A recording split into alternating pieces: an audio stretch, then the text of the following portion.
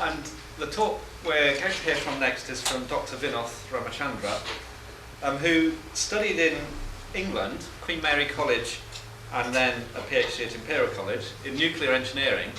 But for the past, well, I guess it's 25 years, isn't it, more or less? He's been back in Sri Lanka, where he's currently working for IFES, which is let's get it right, it's the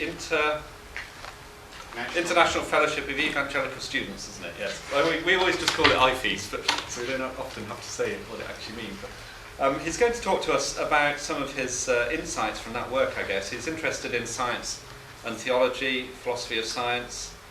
He's an Anglican lay preacher in Colombo, Sri Lanka, and he's written books about it. And I was just hearing over lunch that actually his writing a book was ultimately the cause of his meeting his present wife and then getting married. So actually there's great hope for authors yet. There's a lot more in it than just writing the book. I thought that's a great story. But anyway, we're looking forward to hearing you. Vinoth. As Bob mentioned, the subject that was given to me was the science and theology of natural disasters. And I've got the obligatory slide show to sort of hold your attention on a Sunday afternoon. But I've requested that the slides not be filled because I haven't been able to get copyright permission for some of them. So, the science and theology of natural disasters. The Indian Ocean tsunami of the 26th of December 2004, which stretched from Indonesia to Somalia, claimed nearly 250,000 lives, with the bulk of deaths and damage to property occurring in the Indonesian province of Aceh. Soon after that tragic day, there was a spate of articles and letters in newspapers all over the world questioning the credibility of faith in a God in the light of such a terrible event. Now, this is not a new experience.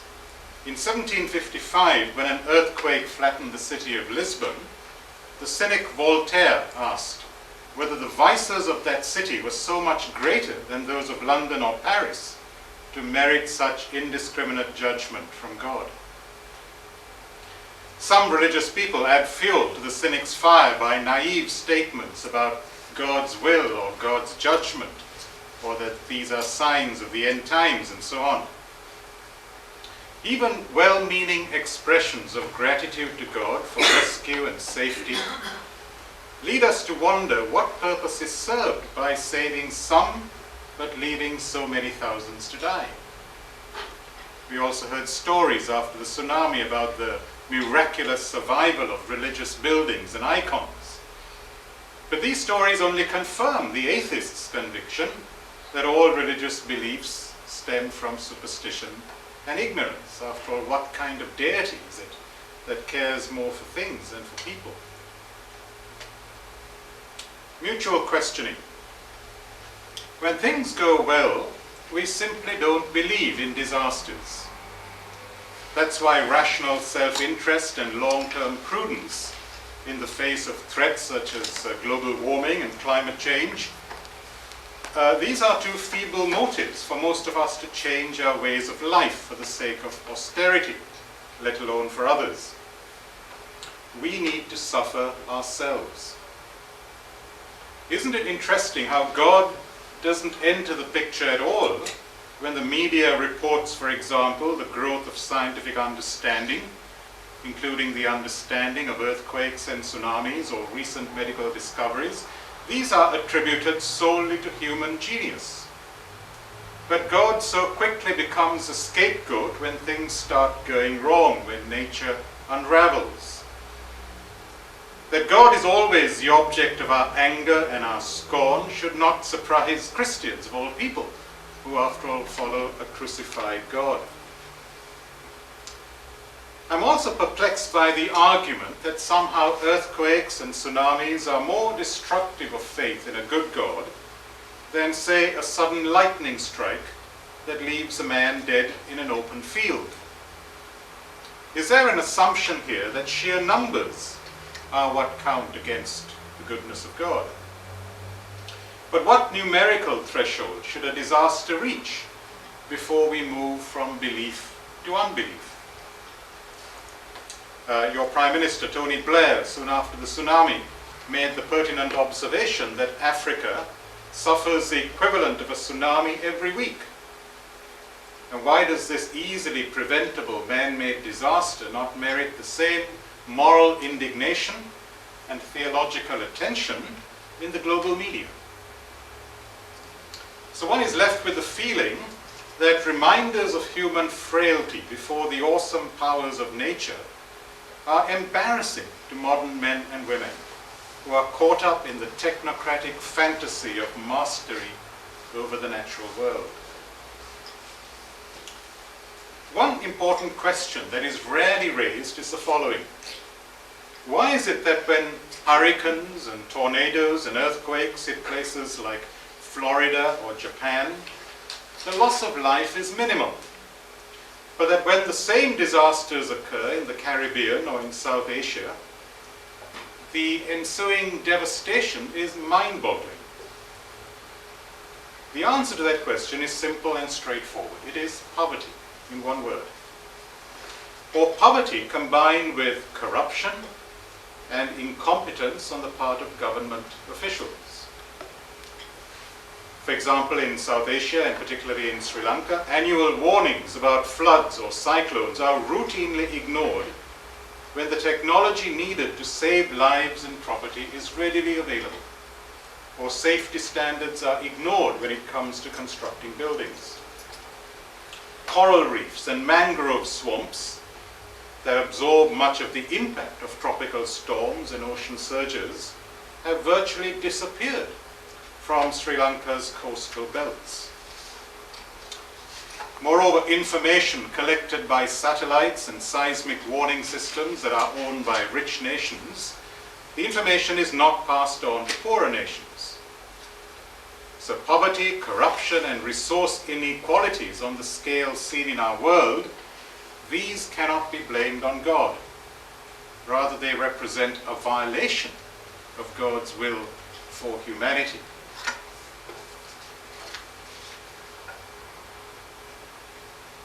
Sorry, this is just a slide of some of the destruction.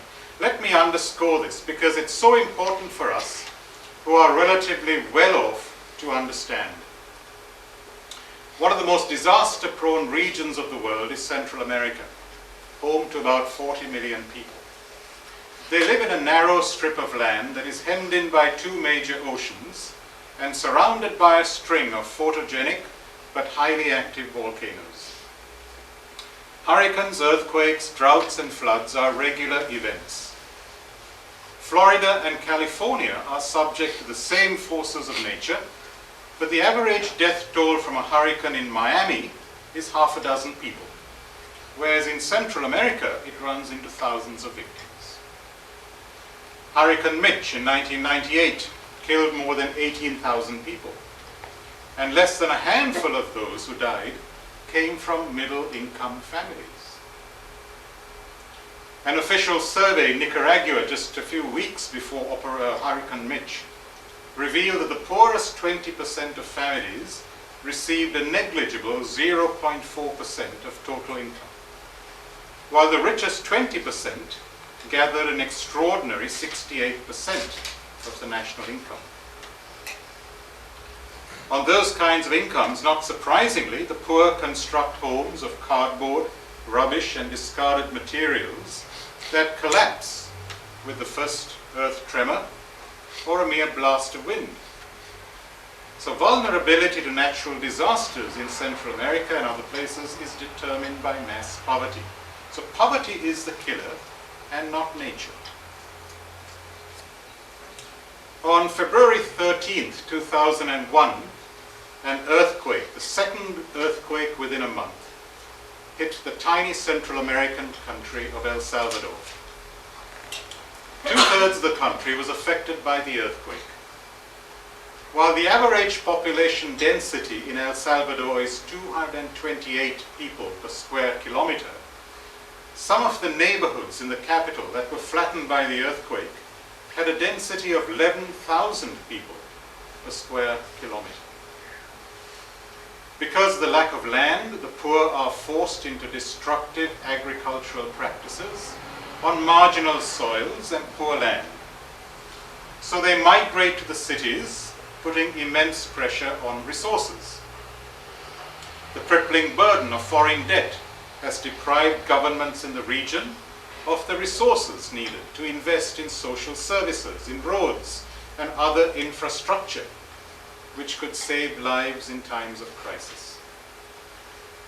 Earthquakes generally occur every 15 or 20 years in Central America, but nothing effective is done to avoid or minimize, as far as possible, the next tragedy. After the 1986 earthquake, there was no search for an effective solution to the general situation of the poor.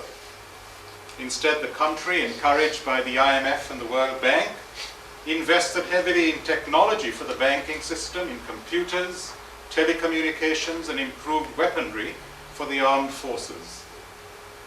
7 days after the February 2001 Salvadorian earthquake, the people were still using their bare hands to drag bodies from the rubble, and thousands of small villages off the main roads remained isolated. So a director of a relief agency that has worked for 3 decades in Central America points out that there are 5 factors which render people helpless in the face of natural disasters.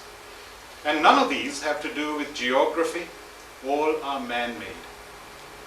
These are lack of access to land, the burden of foreign debt, widespread income inequalities, ecological degradation, and inadequate participation in the democratic process. The El Salvadorian Catholic theologian John Sobrino, in a lengthy reflection on the earthquake, has observed that such tragedies serve as an X-ray of a country. He writes, "The earthquake has pointed out where sin, poverty, and injustice are most cruelly focused: on women and children, on peasant men and women, on those who have lost jobs and those who cannot get credit, on those who have practically no decision-making power over their own lives and future." He further points out that an earthquake, like a cemetery, reveals the iniquitous inequality of a society, and thus also its deepest truth. Some tombs are huge, sumptuous pantheons of luxurious marble in prestigious locations. Others, almost without names and without crosses, are piled up in hidden places and consigned to anonymity. They are the majority. The role of the global media here is crucial. Hurricane Katrina, which struck the Gulf Coast in the US in August 2005, killing about 1,300 people, generated 40 times more print coverage than Hurricane Stan, that killed more than 1,600 people in Guatemala just a month later. On the same day that the second earthquake struck El Salvador, a soccer game was being played between Real Madrid and Lazio. The combined market value of the players on the field was $650 million US, slightly less than half of what it took to rebuild the entire physical infrastructure of El Salvador after the earthquake. The press reported the value of the soccer players with enthusiasm bordering on veneration. A recent United Nations study has pointed out that many millions of people also miss out on potentially life-saving aid because crises go unrecorded. In many countries, the main disaster databases fail to record vast numbers of localized floods, mudslides, or earthquakes. No one records, for example, how many migrants die in the Sahara or in small boats while attempting to reach Europe. These small crises together add up to more deaths and affect many more people than a few major events. So who really believes the life of, say, an Afghan peasant is actually equal in worth to that of a Wall Street broker? By Christmas of December 2001, the number of Afghan civilians killed by American and Northern Alliance troops was double the number killed in the World Trade Center attacks in New York 3 months earlier. But there are no candlelit vigils for them, nor will there ever be in the capitals of the world. So the world's media, which is owned by a handful of powerful tycoons, dictate for us whose lives are worth more than others. So despite all the rhetoric of human rights and human dignity, the poor of the world quickly learn that their lives are an embarrassment at most to the rich local elites, and that their deaths will go unnoticed. The meaning of creation.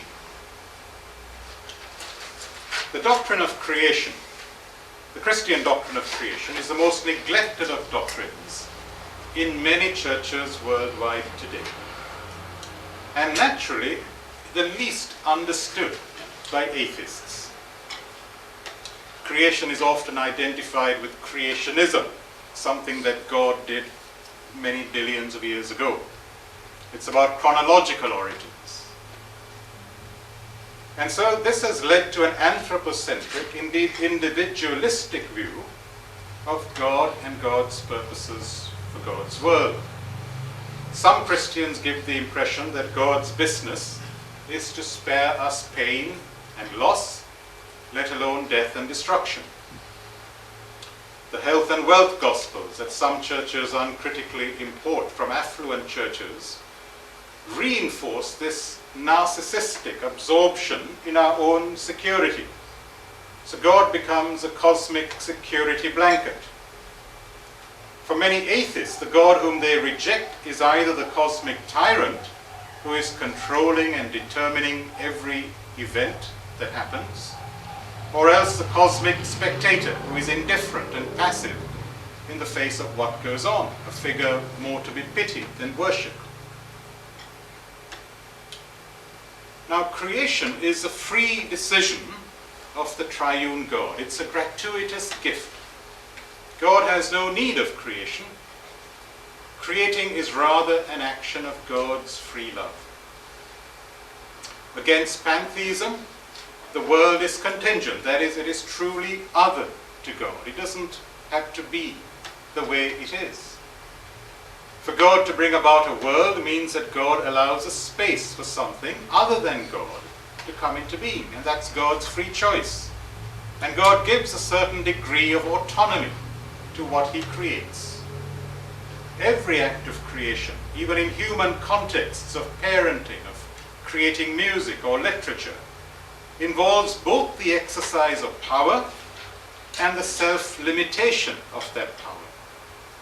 The Creator respects the integrity of what He creates.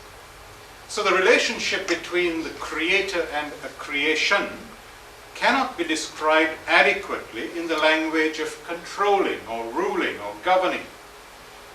There is also a letting be, a willingness to let the creation unfold in its own way according to its intrinsic character. So there is a mystery to every creative act that great artists and musicians always confess. How much greater, then, is the mystery when the topic is God's creation and upholding of the universe? Now, we've seen over this weekend that modern science has given us a picture of God's world and of human life as evolving through a long process of potentialities that are actualized in time. The world is not a closed, predictable system, but a place where genuine novelty emerges, often in unpredictable ways. If the universe were a linear Newtonian mechanical system, the future would, in a very real sense, be contained in the present, and nothing genuinely new could ever happen. But in reality, our universe is not a linear Newtonian mechanical system. The world is made up of clouds and waterfalls as well as clocks and rocks. And clouds are far more difficult to study than clocks. They are examples of what physicists call non-linear dynamic systems. And most systems in the physical and biological world are of this type. the misleading name for them is chaos. Such nonlinear systems still obey the universal laws of physics, as does everything else in the universe, but their behavior is intrinsically unpredictable, as the possible solutions to the equations that describe them are indefinite. They are enveloped in probabilities, but future options are constrained within specific limits that are called strange attractors. The paths that are followed by such systems are irreversible, which means that time now carries significance, unlike in the earlier Newtonian mechanistic picture. It's important to understand that the behavior of such chaotic systems, unlike quantum mechanical processes, is not intrinsically indeterminate. Indeed, it can be proved mathematically that the initial conditions are sufficient to fix the entire future behavior of the system exactly and uniquely. But the problem arises when you try to specify those initial conditions. Obviously, in practice, there will always be some error involved in specifying the initial state. Tiny errors or fluctuations in the value of one variable can have enormous implications for the system's future development. This is the fanciful butterfly effect, the fluttering of a butterfly's wings in one part of the world leading to storms in another. I think the term was devised by Edward Lawrence of MIT sometime in the 1960s. So physical reality is more subtle than was thought in earlier times. It's a complex interweaving of both contingency and necessity. Systems that exist in a state far from physical equilibrium, such as water about to freeze, tip over into new stable configurations. So order often arises at the edges of chaos. Now, if God has chosen to create us humans as part of such a world, then we have emerged, along with every other form of life on planet Earth, out of the complex interactions of regularity and spontaneity. We are neither angels who fell to earth ready-made, nor are we robots manufactured to follow a fixed set of instructions, a blueprint. Our spirituality lies in the direction in which we point our physical embodiment, whether we point it towards ourselves or towards the one who gives us life as a gift and calls us to live that life in dependence on others and for others. That is spirituality. As physical beings, we share in the vulnerability and the unpredictability of the whole created order. So human limitation and finitude are not evil. It's rather the rejection of limitation that comprises sin. So our solidarity as a human species is what leads to our ability to rejoice in the joy of others and to weep over the pain of others. To only receive through the good that others do, but not to suffer the consequences of what others do, that would be a denial of our creatureliness, our interdependence. The suffering remains an unfathomable mystery, but we don't have to choose between a God who is inactive on the one hand or entirely arbitrary in his actions on the other. In relation to moral evil, Christian theology has long argued in terms of human free will, that despite the many disastrous choices we human beings have made and continue to make, a world of freely choosing beings is better, infinitely better, than a world of perfectly programmed automata. In relation to physical evils, disease and disaster, for example, John Polkinghorne and others have proposed a parallel free process defense, that God allows the whole universe to become itself while sustaining the entire process by his love and his wisdom. So each created entity is allowed to behave in accordance with its nature, including the complex combination of order and spontaneity, which is usually part of that nature. So God neither wills the growth of cancerous tumors nor acts of terrorism, but he allows these to happen.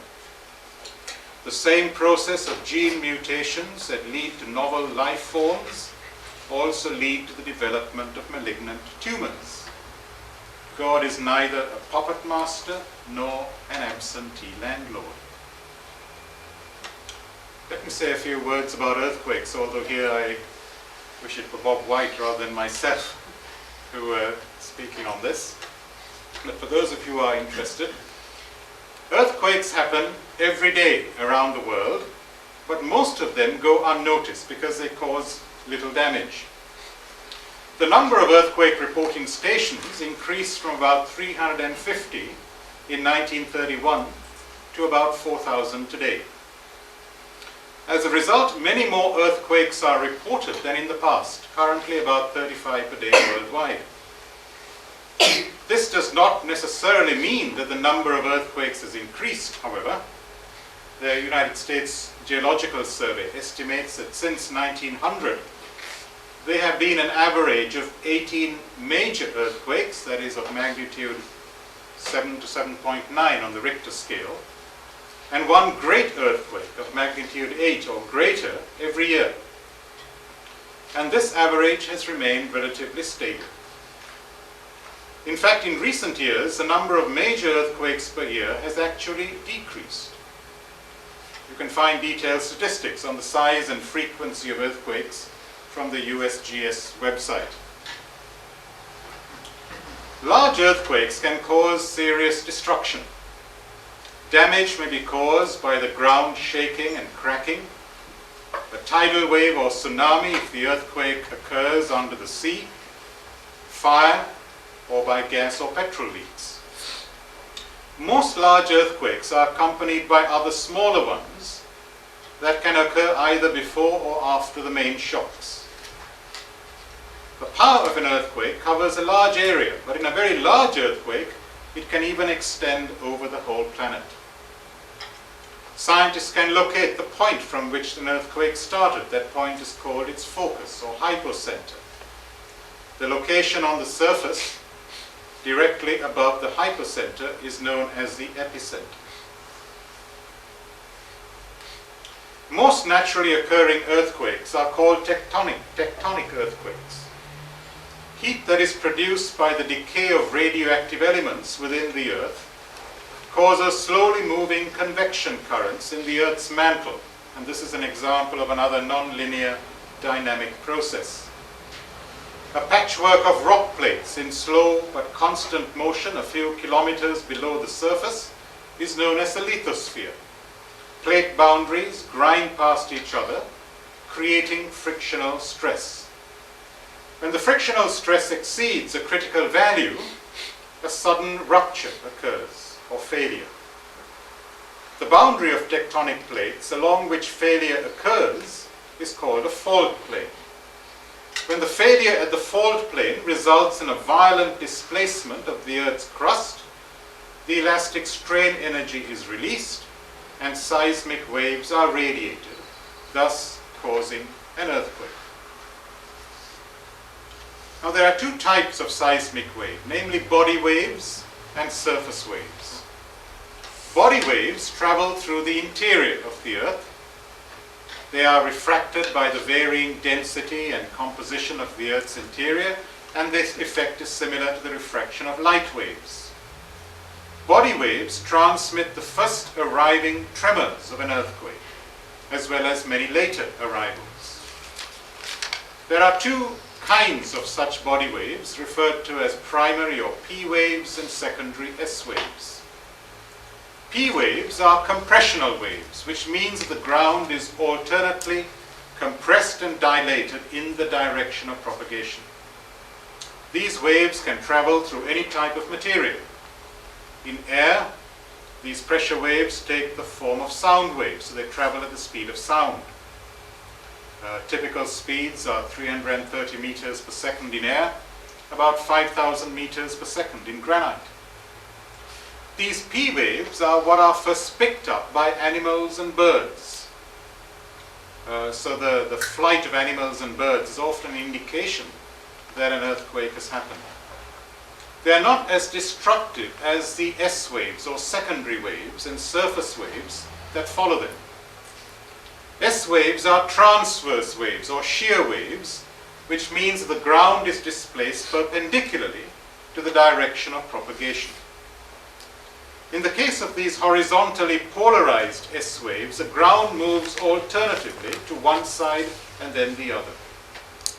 S waves can travel only through solids, as liquids and gases don't support shear stresses, and their speed is about 60% of that of the primary waves in a given material.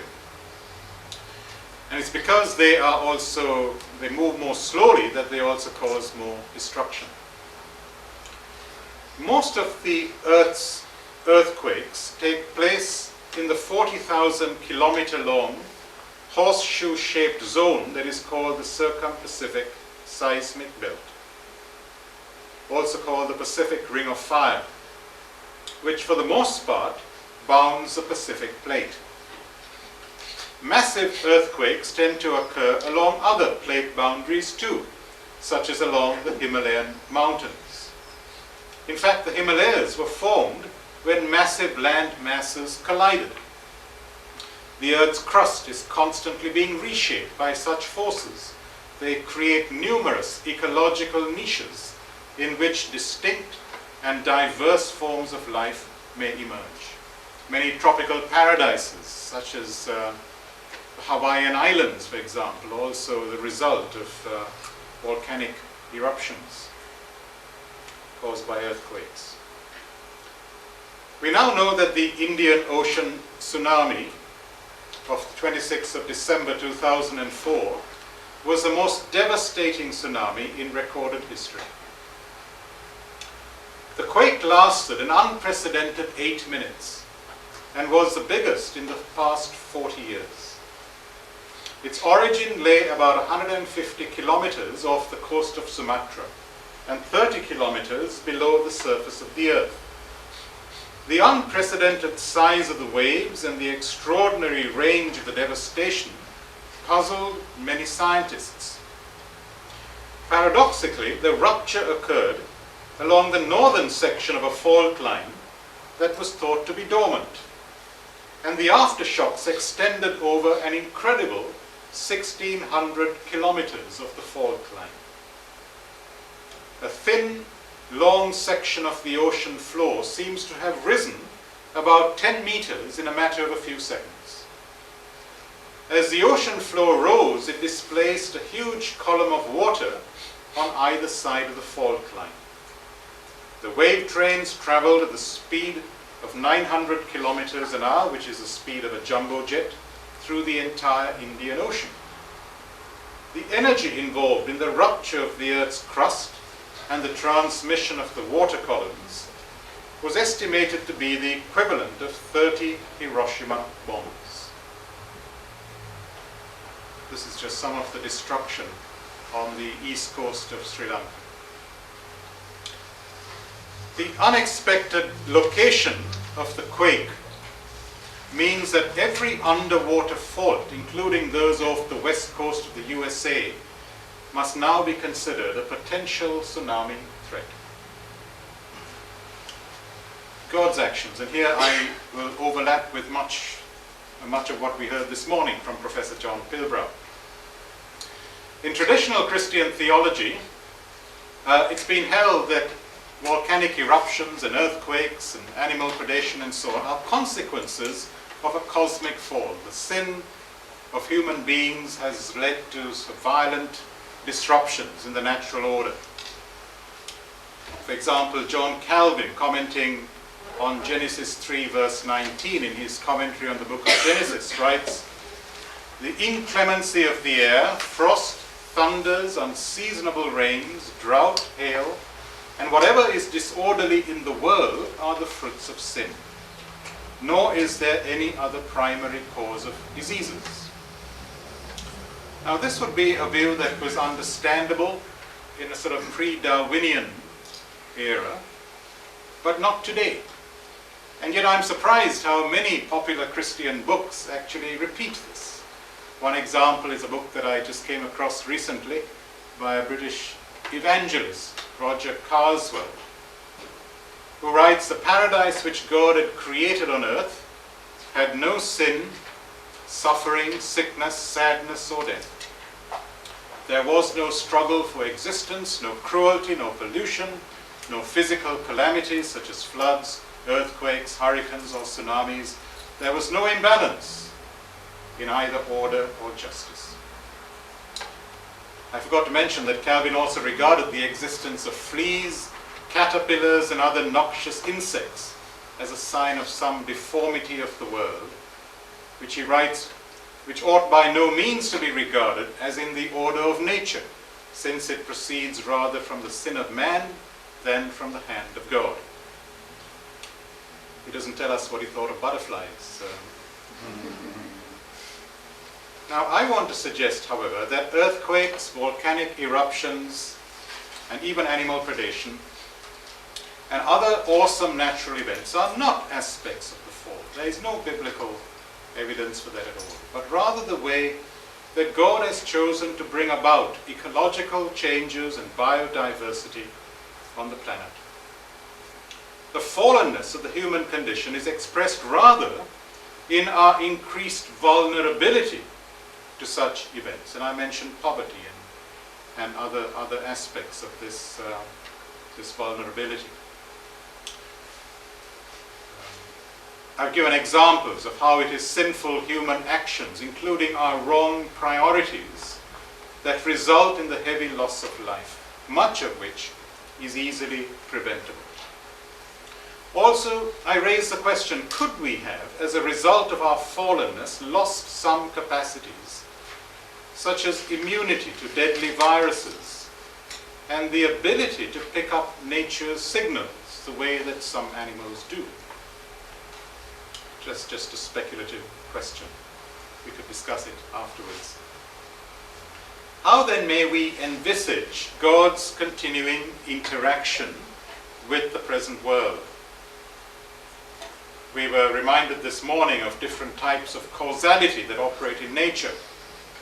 A bottom-up energetic causality that works through the direct impact of one event upon another, and a more holistic or top-down causality that works through the input of information to the large-scale system, and so affecting its smaller component parts. Some scientists and theologians have suggested that God's influence in directing the developmental path of natural processes, such as the evolution of the human race, can perhaps be understood in terms of this latter informational mode of causality. I tend towards that, although I would insist that we use that as an analogy and not take it literally. In other words, analogically, we may compare God's action to that of influence through the input of information to the large-scale system. But given that we haven't a clue yet as to how we as human beings are able to interact with through our bodies in the natural world, why do we expect that God's actions in the world can be perfectly transparent? However, a magical world where God intervenes to prevent all innocent suffering brought about by natural events would be a world that we could never study, let alone live in as responsible moral agents. John Polkinghorne, who's been quoted often during this weekend, writes, "We all tend to think that had we been in charge of creation, we would somehow have contrived it better, retaining the good and eliminating the bad. The more we understand the delicate web of cosmic process in all its subtly interlocking character, the less likely it seems to me that that is in fact the case. The physical universe with its physical evil is not just the backdrop against which the human drama with its moral evil is being played out, so that the two can be disentangled. We are characters who have emerged from the scenery. Its nature is the ground of the possibility of our nature. Perhaps only a world endowed with both its own spontaneity and its own reliability could have given rise to beings able to exercise choice. I think it is likely that only a universe in which we could entertain a free process defense would be the one in which there could be people to whom the free will defense could be applied. So we need to be more careful when we speak about God's omnipotence. We should recognize that the act of creation, like I said before, involves a consequent limitation of God's omnipotence. It's often referred to in modern theology as a kenosis, following the Greek of Philippians 2 verse 7, which refers to the self-emptying incarnation of the Word of God as Jesus of Nazareth. Now, this curtailment of divine power is, of course, through a freely chosen self-limitation on God's part. It's not through any inherent resistance in the creature. Also, God freely chooses to suffer with his creatures. He chooses to protest against the suffering and evil in his world. The revelation of the divine life that is given in the human life of Jesus is also discerned in the cosmic history of creation. This means that much that happens in God's world is contrary to God's will. The mystery remains as to why he allows it, and also how he uses evil to bring forth goodness and beauty. Texts such as Isaiah 45 verse 7, I create war and I create weal. I bring light and I bring darkness. These texts have to be read in their context. It cannot be used to say that all natural disasters are judgments of God, any more than all personal prosperity is the blessing of God. You have to read the apparently deterministic passages in Deutero-Isaiah not only against the historical background of exilic suffering and hopelessness, but also as part of a bigger biblical narrative. For instance, the same Yahweh who announces his power over the nations is found grieving over the wickedness of Noah's generation, or arguing with Moses at the burning bush, and even giving in to the latter's request to send another spokesman to Pharaoh.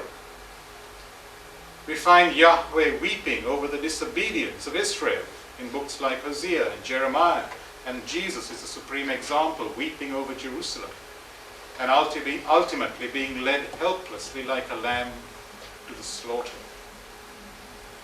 So the suggestion then is that the incarnate life of Jesus provides a deep pattern, if you like, of how God works generally at all times and in all places. There certainly are the acts of open power, as in some of the nature and healing miracles of Jesus. But if the cross is our guide to the way that we think of the wisdom of God, then that wisdom is seen supremely in the bearing of the brokenness and alienation of the world. It is this that distinguishes the God of the biblical narrative from other gods. So God remains omnipotent in the sense that he can do whatever he wills, but as John Polkinghorne writes, it's not in accordance with his will to insist on total control. I personally think that the control model of divine sovereignty is inadequate to do full justice to the whole biblical picture. The environmental philosopher Holmes Rollston III writes, I quote, "These experiences of the power of survival, of new life rising out of the old, of the transformative character of suffering, of good resurrected out of evil, experiences of the harshness of nature, invite us systematically towards a natural theology and one congenial with Christian theology. Nature is intelligible. Life forms are logical systems. But nature is also cruciform. The world is not a paradise of hedonistic ease, but a theatre where life is learned and earned by labour. And he goes on, life is advanced not only by thought and action, but also by suffering, not only by logic, but also by pathos. This pathetic element in nature is seen in faith to be at the deepest logical level, the pathos in God. God is not in a simple way the benevolent architect, but is rather the suffering redeemer. The whole of the earthen metabolism needs to be understood as having this character. Moreover, by endowing his creation with the power of true becoming, God indwells the temporality of God's creation. Now, classical Christian theology tended to speak of God as knowing history ahistorically and atemporally, looking down, so to speak, onto the whole of past, present, and future, beholding all events in the eternal now. However, this view needs to be questioned biblically as well as philosophically. The Bible presents a God whose identity is both defined and disclosed through an unfolding story, a narrative, a history of divine actions and divine responses. So God's creative endeavor takes the form of a purpose that is embodied in temporal actions. And in fulfilling that divine purpose, God makes room for the response and the cooperation of the created world, both human and non-human. This is why the dominant note in the scriptures is of God making promises for the future and not giving exact detailed predictions of the future. Moreover, if God knows events truly and comprehensively, according to their real nature, then God must know them in their temporal succession. Otherwise, we would have to say, for example, that God can never share our experience of music, or the delight of a parent in watching her toddler growing into an adolescent and then a mature adult. God does not have those experiences. Now, along with several modern Christian theologians and philosophers, I would want to say then that there is a sense, and here again we are using analogical language, there is a sense in which God is surprised by some events in the world, even as God remains the ontological ground and source of all that is. If the future is truly future, not yet there to be known, then it's no imperfection in God to say that God does not know the future. God knows all the possible outcomes of free actions and free processes, but God knows them as possibilities until a particular outcome is actualized. So God knows certainties as certainties and contingencies as contingent. Just as an artist embodies a purpose in her work and knows in outline what is going to be in it, and in this sense you can say she foreknows the end from the beginning, yet the material that she works with, the feel of the brushes, the texture of the canvas, the density of the paint, contribute to the final product in its actuality. So God has a real future because of his partnership with the created temporal world. Though unlike the human artist, God has freely chosen to work in this way. So perhaps I should repeat that A, God knows completely all that can be known, but the future is not something that exists for God to know.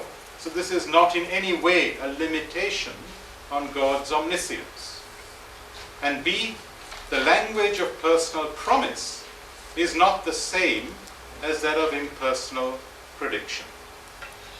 God speaking of the future, for example, in the prophetic writings, usually takes the form of what he promises to do and then brings to pass, not in giving detailed predictions of what others are going to do. Now, even I, a mere human, can announce what I shall do next month, but my lack of power may limit my ability to carry it out. God is sovereign in that he can take the free actions of human beings, even the evil that they do, and use them to bring about his ultimate purposes. So I see no theological problem in saying, on the one hand, that God's promise to bring about a new heaven and a new earth will be fulfilled, and on the other hand, that God himself waits for our uncoerced responses to his promise, and will use those responses in fulfilling his promise of bringing about a new heaven and a new earth. We contribute to the story that God is writing. And that again is the awesome mystery of God's creation. The British theologian, Baptist theologian Paul Fides expresses this thought much more succinctly than I can. And I quote, he writes, "I believe we may say that God knows at any moment all that there is to be known about the future." That is, God knows it as the future, not as something that is either present or past to God, and knows it perfectly in this way that we do not. In making a free world which dwells in time, God has thus freely limited God's own self to knowing all that can be known, allowing for some things to be unknowable because they are not yet in existence. When they are, God will infallibly know them. If God is going to allow the world to be created with some reflection of God's creativity, there must be some things which are possible, but which have not yet become actual for God. Further, when they actually happen, there will be something new about them, something contributed by the world. In conclusion, when tragedies such as earthquakes and tsunamis strike, the first thing to do is to express our human solidarity.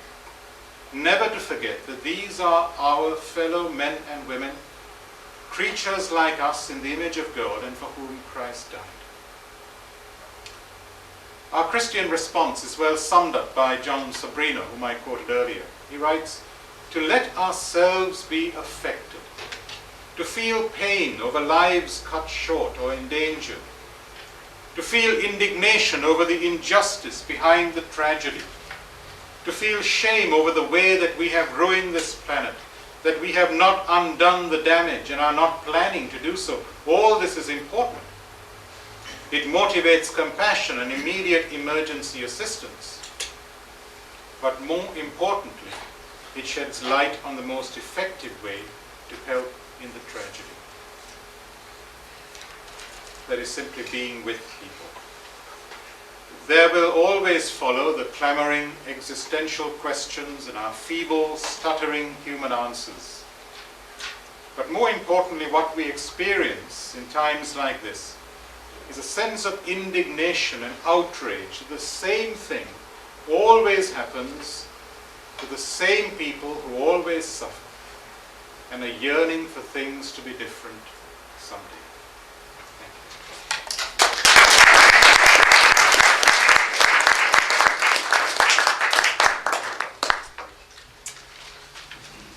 Well, thank you, Vinoth. Anybody got any comments or observations or questions they'd like to make? John? Yeah. I have a question about prophecy in terms of knowing the future, but appears to be unknown. Now, you may have addressed that, and I may not have understood how you've addressed it. Would you be prepared to take my question, even though you may have already addressed that? Well, give me an example. Well, Old Testament prophecy about the life of Christ and the death and resurrection. Well, where is there an Old Testament prophecy about the resurrection? Or even the death of Christ? Isaiah 53. Well, the Jews of Jesus' day never applied that to the Messiah, did they? But the early Christians did. So they read their Old Testament scriptures in the light of what had happened in Jesus.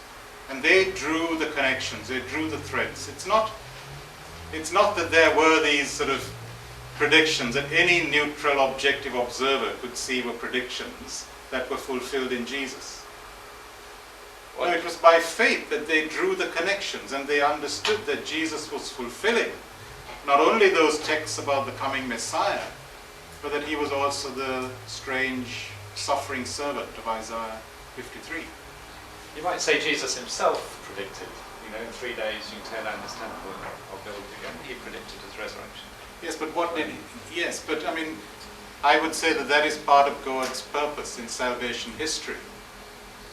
That Jesus discovered through meditating in the Old Testament scriptures, seeing himself as the true Israel, because Israel had failed to be God's son. And so he applies those scriptures to himself. Can I bring up a slightly more sort of detailed, for example, in Samuel, this is just one example of Samuel saying to Saul that I've just lost the place, where he says, if you go to this town, there'll be somebody with 4 loaves of bread, they'll give you 2. If you go up here, there will be people there. He's sort of very detailed description of the events that you're talking about a human being predicting something that's going to happen. Okay? Now we don't really understand much of our own behavior. That's what it's saying. That there is much that we don't really understand of how events are connected. But that's not about God. That's about one human being speaking to the other and saying. How did Samuel have the ability to predict what was going to Well, happen? we can have insights. We don't really know how these things work. We can have insights into situations, insights into people that enable us to predict how they're going to behave in certain situations, how certain circumstances are going to work. But that's not the same as saying that the future is already fixed. Even if I come back to the prophets, the prophets, even when they spoke with certainty that God was going to judge or God was going to bless, they would always say, well, if you repent, the judgment will not happen. Or if you are smug and complacent, the blessing will not occur. So it was more in the form of a warning rather than an assured prediction of this is how things are going to be. And there's nothing you can do about it. Well, let me raise another one then. How about the promise to Abraham that he'd make him the father of many nations in the promised land? That is a promise. Which was not fulfilled in Abraham's own life, but he died by faith in Genesis 23. When he died, he bought a plot of land in the promised land because he said, this is what God has promised, and I'm going to bury my wife here, Sure. and then I'll be buried here. Well, isn't that an example of what John was talking about? That's a promise which was fulfilled, which Abraham believed, but not in a human way. He had no idea how it would happen. Sure, so I said But God it was gives fulfilled. promises, and we respond to those promises, but that's not the same as a detailed prediction of what exactly Abraham had to do. It's not a blueprint for the future that's given to Abraham, which he then follows. He makes his free responses, and as he responds to God, God incorporates those responses into his way of fulfilling his promise. I was just going to ask, regarding your interpretation of the prophecies concerning Christ, would you take the traditional Christian understanding that Christ was sinless, and therefore if he was in some sense totally cooperating with that promise from God, that there was an equal covenant, if you like, that there was no way that promise could not be fulfilled because he was not missing out any. Well, I think you're making it more complicated. I see Jesus as simply, his sinlessness means that he made himself totally available to his Father, to be the instrument through which God's promises to Israel would be fulfilled. And central to that fulfillment was that he should bear the sin of the nation and that he should raise up a new Israel. Okay? Through his death and resurrection. Now that is central to God's purposes for the world. And God reveals those purposes step by step to the man who is fully and freely available to him. And in that way models the perfect sonship that we as human beings are called to. And so Jesus becomes the instrument, the agent by which God's promises are fulfilled. God's kingdom dawns. The first fruits of the resurrection are revealed to the world. That's how I would read the obedience of Jesus and the way that Jesus becomes the fulfillment of God's promises. And that's a very different way of looking at Jesus from a mechanical way that sees him as just fulfilling impersonal predictions that are given in certain biblical texts.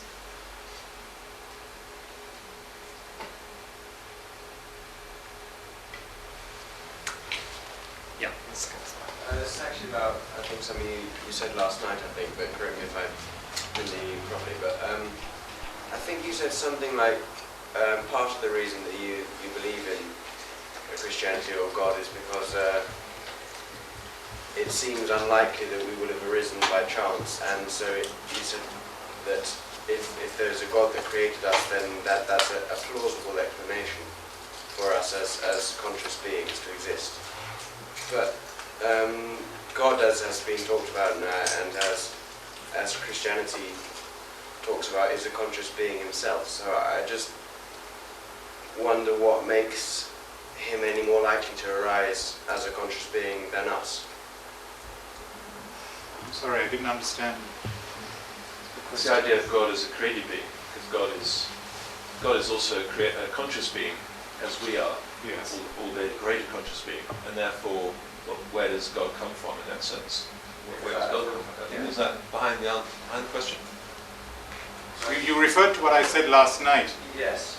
What I said about reason, was it? Human. Yeah. I think you were saying that part of the reason that you have your religious beliefs is because it's a plausible explanation for our existence as conscious beings.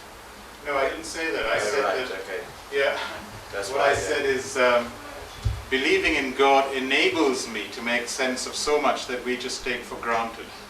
And one example was the way that we trust our critical intelligence, our human reason.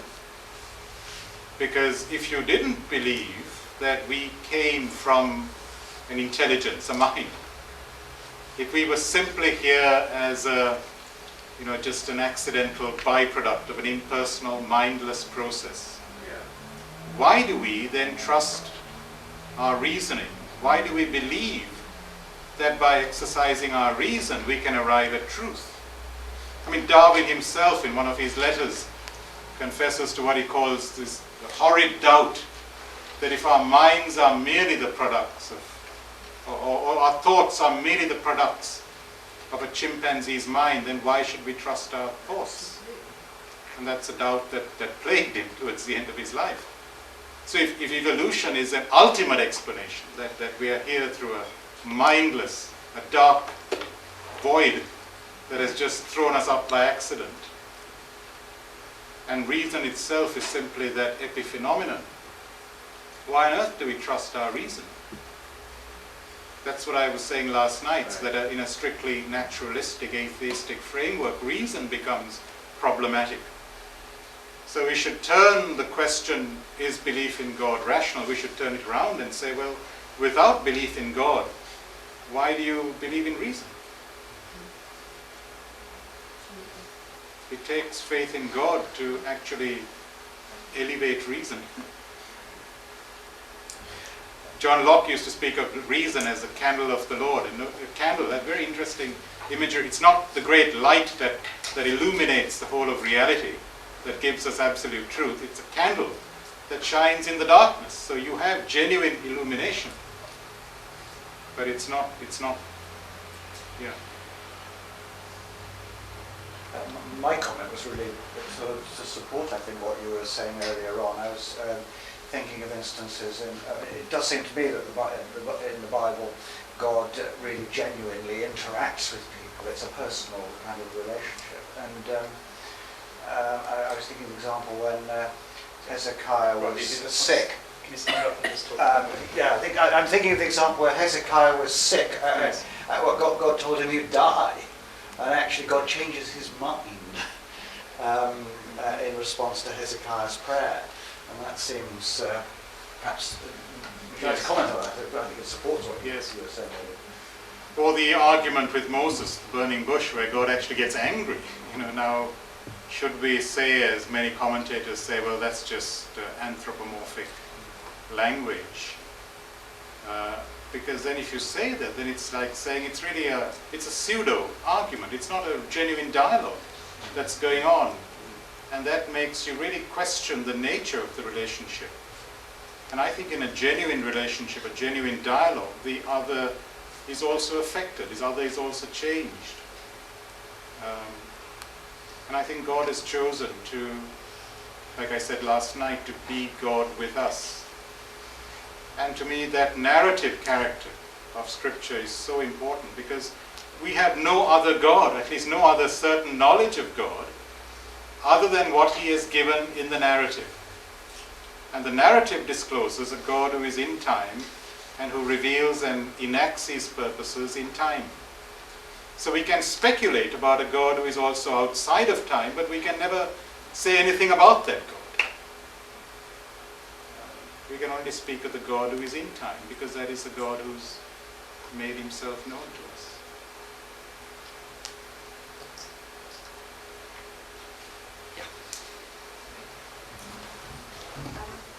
I noticed you quote from John Sobrino, who's a liberation theologist, and obviously they've been preaching that we have a duty to help the poor and the oppressed, and that people's lives now matter, not just when they get to heaven.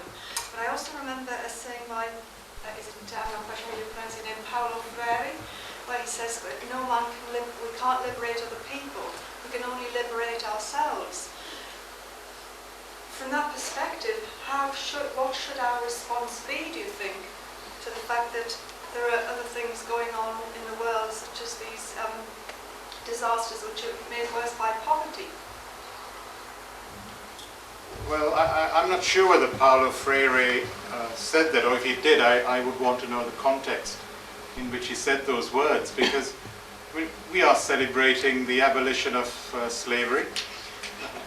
So clearly you have benefited in this country from great social changes. People have sacrificed their lives to liberate your ancestors from child labor and working on a Sabbath and various other terrible conditions. You have benefited from what others have done. So why don't you do the same now for your neighbors, wherever they may happen to live, as Bob was telling us earlier this morning? Why is that a problem? I'm not saying it's a problem, I'm just saying that if we can only, if we can't, I'm thinking in context where, our actions, we can't force them on other people, we can only act ourselves to bring something about. And I was just asking, if we have a context of global poverty, and we have to liberate ourselves first. Are you thinking in terms we have to liberate ourselves from ignorance, that we can then move forward and help the oppressed? Well, yes, and I take that for granted, that you don't go out to do things simply because I've told you or because somebody else has been coercing you, but it comes out of your own convictions. So you need to find out the facts about poverty, what causes poverty. You look at your own particular situation, the gifts that you may have, and as you pray and as you reflect on what's going on in the world, then certain convictions form in you, and you act on those convictions. And you might see things that you can do right here in Cambridge or wherever you may happen to live that brings some benefit to people either in this country or abroad who are in poverty. Or you may think of moving and living elsewhere and changing the course of your life. But those come out of your own convictions. Nobody else can coerce you into those. Dennis? I think, just following up this train of thought, I think it is all to do with evil, because it's about combating evil and the consequences, isn't it? And so I think it's all part of the topic. But so I think a lot of people in the West have these worries, that if they have this conviction to go and help people get involved in some other country and do so, they're then going to be interfering with the culture, they're going to be bring their Western package. You know, all of these worries, I think, often in the back of people's minds when they're wondering whether to get involved in development or helping in various contexts. And I wonder if you could reflect on that as just someone who's from Asia and therefore has a different perspective. I think that would be useful to hear about that. Well, yes. I mean, like I said, I don't know a single parent who doesn't want his child to have the best possible education or the best available healthcare, have a good job when they graduate from school or university. Every parent wants this for his or her child. So I raise the question, well, don't you want to live in a world where every child has access to the best available healthcare, a good education, has a decent job when he or she leaves school? Don't you want to work towards such a world? Now, if you say, well, no, then aren't you being selfish? Now, I can't tell you how you should work, but if you lack that motivation, if you lack that vision, if you lack that concern, then I think you need to repent. There's something wrong with your religious faith, whether it's Christianity or whatever.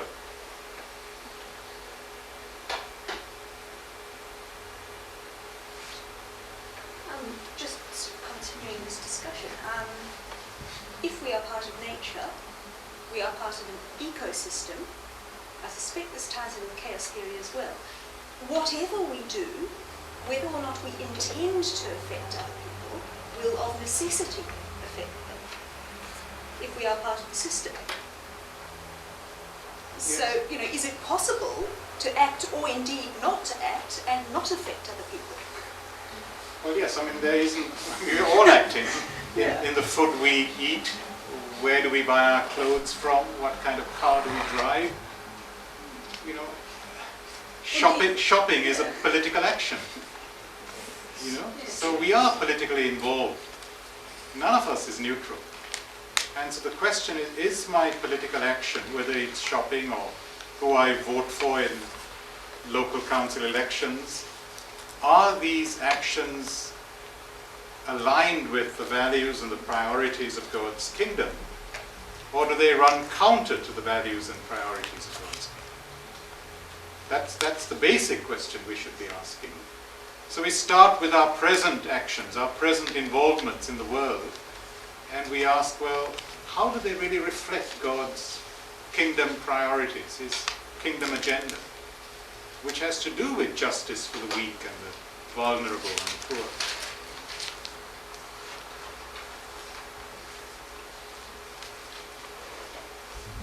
You said something at the very beginning which is incredibly powerful, namely that poverty is the killer, not nature. And whilst I see exactly where you're coming from on that, that doesn't get over the fact that there are still natural disasters, and that if there weren't, then the poor people who are dying in them wouldn't be dying in them. Well, yes. Well, I was saying there are some natural disasters that are caused by human greed or ignorance. I mean, landslides, for example, floods, soil erosion, even some like changes in cyclonic hurricane behavior can be due to certain human practices. So that's a direct result of human sin. But you have others, like I mentioned, earthquakes and volcanic eruptions, which for the most part are not man-made, unless an earthquake is triggered by, say, a nuclear explosion. But why is it that so many people suffer in poor parts of the world? And either it's because they don't have the information, or they build their houses, very poor quality houses that easily collapse, or they have nowhere else to go, even though that's an earthquake-prone region. Now these are all consequences of poverty. They're man-made, even though the triggering action is not man-made. The casualties are man-made. So I'm not saying that nobody would die in a perfect world, but rather the number of casualties can be greatly reduced if we had a more equitable world, a more informed world, a less populated world. The number of casualties will be much less. Yeah, I completely agree with that, but if God, you said something again about God gives autonomy to what he creates, so his creation unfolds in its own way according to its own nature. Surely God has the responsibility of having made the world with its nature. So do you want God to somehow reach out and prevent that tsunami from hitting a coastal village Well, where no, the people but are full? presumably he could have created a world that didn't have tsunamis. I don't know. I just don't see that it evades the fundamental issue that stops a lot of people believing in God. Well, tsunamis happen because of earthquakes under the ocean floor. And earthquakes are the means by which God brings about the Himalayas, the Hawaiian island, many other tropical paradises that you would go for your holidays to. True, but he could have So you don't complain about those when you enjoy the benefits. But there's an assumption there that there wasn't another way. You could make mountains some other way. Well, I don't know. I don't know either. I'm just saying that We can only take the world as it is. We cannot speculate about what other kind of world God could have made. I mean, but if we're asked to explain natural disasters, then that's exactly the sort of issues that we're getting into. yes, but I'm saying the disaster is a heavy loss of life. It is not the occurrence of the earthquake itself. That's not a disaster. So it's a very anthropocentric way of speaking, isn't it, to say it's a disaster? Can I just, perhaps I can interject as a geologist and just back up two things you've said. It's always been very striking to me that there was an earthquake a few years ago in California, magnitude 6.3, which killed 6 people. Same year there was an earthquake in central India, magnitude 6.1, slightly smaller, which killed 20,000 people. And the reason was that the people in India roofed their houses with thatch held on by stones, and the houses fell down and killed them. That's one place where it would have been easy to avoid those deaths by having plastic roofing, for example. And another example was in the Western world. In Turkey, there was a big earthquake in Izmit a few years ago, which killed 20,000 people or so. And a lot of the people died because tower blocks fell down. And it wasn't because they didn't know how to build tower blocks. It's because they had perfectly good building regulations. It was because of human sinfulness by the builders who had cut corners, and they didn't put so much concrete in the walls because they put empty oil cans to bulk out the space and so on. That, I think, I absolutely support enough. That's a case of human sinfulness causing death, ultimately. It wasn't that we didn't know how, and I think it's a measure of God's grace and goodness to us that he gives us understanding of this world we live in. So technologically we are able to counter the effects of earthquakes, for example, if we wish to. And I think often it's human sinfulness that causes the loss. And perhaps if I might just add one other thing before we go to another question, which perhaps you can reflect on and give us your view on it. It seems to me that the Bible does not see physical death as the ultimate horror. Jesus spoke much more about hell than he did about heaven. And he often said that the ultimate horror is to die out of relationship with his Father, out of relationship with God. That is the thing he warns about time after time after time. And it seems to me that physical death is not always the most horrible thing. I mean, for a Christian, it sounds trite, but when you die, you go to be with the Lord, and it might be better. Sometimes when we've had a really bad week, my wife and I say, "Come, Lord Jesus," straight away. Can you reflect on that? I mean, it's not meant to be trite. I mean, you're obviously not something you say to a grieving widow, but nevertheless, in God's scheme of things, it seems to me that physical death is not the ultimate end. Yes. No, I agree with you. And yet we have to find a way of saying that without trivializing death, because I see Jesus at the tomb of Lazarus, not only weeping, but John uses a very strong word, almost like the snorting of a horse, outrage. Yeah. That death is an alien intrusion into God's world. That death for human beings, that is not part of God's purpose. And so we need to combine both this sense of outrage and to fight death, which is the last enemy. but also to accept, as you're saying, that there is a fate that is much worse than death, and that is everlasting alienation from God. I know it's probably about time we moved on from this question, but I can understand Janet's point and your point very clearly, that some things are directly caused by sin. For example, a drunken driver knocking somebody down. You can see how human sin causes that. What I find, and what a lot of people I think struggle more with, just as we finish this off, is Wednesday, a child gets cancer at a very young age, and I can't see how that's caused by that child's sin. Do you see my point on that? I think that's a more difficult Yes, so one. I don't think any Christian would say that. So, see, I think that's what, was that what you took? Like why it's difficult to understand where that comes into the whole scheme of things. Well, that's why I said suffering ultimately remains a mystery. We don't have the answers. God's response is not to give us an answer, but to tackle suffering, to himself bear the suffering of the world, and then to conquer suffering and death in the resurrection of Christ.